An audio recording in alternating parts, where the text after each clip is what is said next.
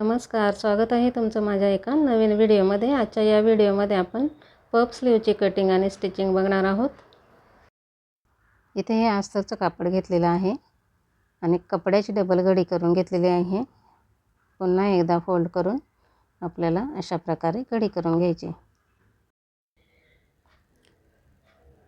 इथे आपण बाही लांबी घेणार आहोत। हे बघा, तर बाही लांबी आहे 7 इंच। त्याच्यातून आपल्याला 2 इंच वजा करायचे आहेत, कारण की खालच्या बाजूने साडीचा काठ येणार आहे। 5 इंच घेऊन त्याच्यामध्ये 1 इंच ॲड केलेले आहे। तिथे 6 इंचावर ही मार्किंग करून घेतलेली आहे।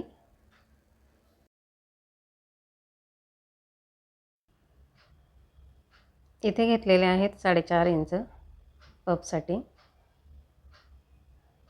तुम्ही इथे तुमच्या आवडीनुसार कमी जास्त करू शकता। त्याच्या पुढे आपल्याला मुंड्याचं माप टाकून घ्यायचे। मुंडा आहे 6 इंच आणि शिलाई मार्जिनसाठी घेतलेले आहेत 2 इंच।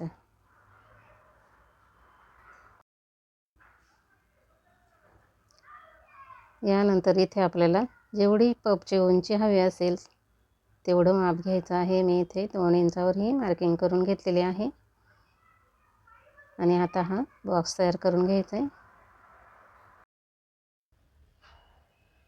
इथे घेतलेले आहेत 3 इंच। त्यानंतर आपल्याला ही क्रॉस लाईन आखून घ्यायची आहे मुंड्याच्या मापापासून। यानंतर हा शेप देऊन घ्यायचा आहे। आता हे कट करून घ्यायचं आहे।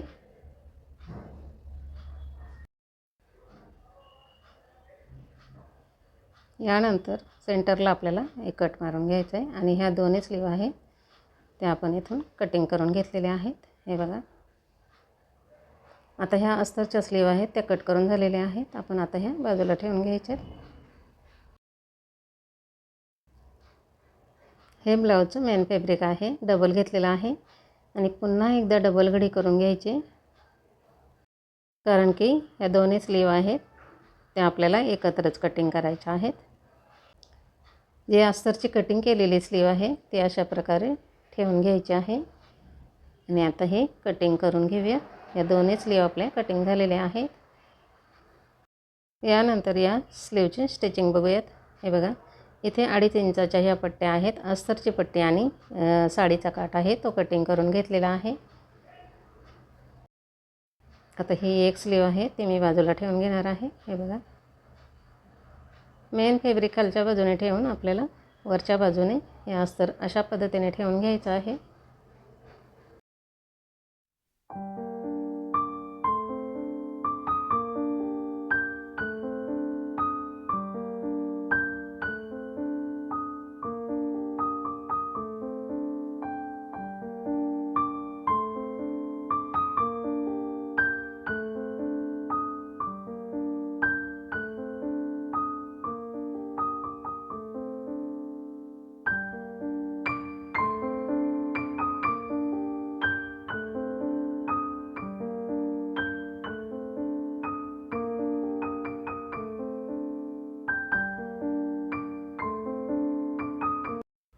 सेंटरपासून आपल्याला 4 इंचावर हा कट देऊन घ्यायचा आहे। हे बघा, आणि खालच्या बाजूने सुद्धा 4 इंचावर हा कट देऊन घ्यायचा आहे, कारण इथे आपल्याला प्लेट्स टाकायच्या आहे। जिथून कट्स लावून घेतलेला आहे तिथून आपल्याला या प्लेट्स आहेत त्या टाकायला सुरुवात करायची आहे। हे बघा, तुम्हाला जशा लहान मोठ्या इथे प्लेट्स हवे असतील तशा आपण इथे टाकू शकतो।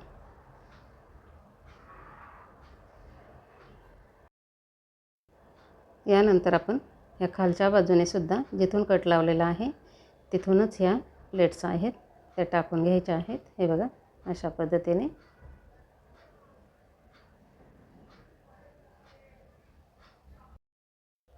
या दोन्ही बाजूच्या प्लेट्स आहेत त्या टाकून झालेल्या आहेत। आता ह्या पट्ट्या जोडून घ्यायच्या आहेत। खालच्या बाजूने अस्तर आणि वरच्या बाजूने मेन फॅब्रिक आहे ते उलट बाजूने ठेवून शिलाई करून घ्यायची आहे। मैत्रिणींनो, अशाच प्रकारचे व्हिडिओ चॅनलवर अपलोड केलेले आहेत, तेही तुम्ही जाऊन बघू शकता। यानंतर या पट्टीवर एकदा शिलाई करून घ्यायची आहे।